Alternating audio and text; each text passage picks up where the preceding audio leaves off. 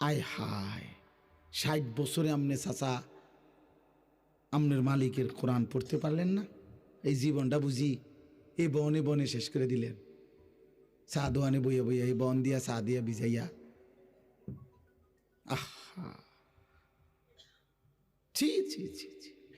অসংখ্য বুড়া মানুষ, হাইসা কি লাভ?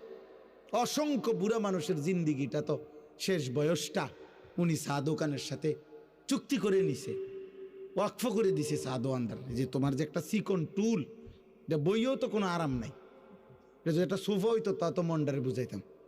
চিকন টুল, এটার মধ্যে ঠিক মতো তো পিছনের সাইজ পুরাটা হাঁটে না। এইটার মধ্যে বিকাল 3টা বা 4টায় আইয়া বইয়ে এই যে আল্লাহর নাম লইয়া বইছে চাচা, রাত 9টা বাজে 10টা বাজে বাজ্জানের নাম। কি করেন চাচা এখানে বসে? কি করেন আপনি? আহ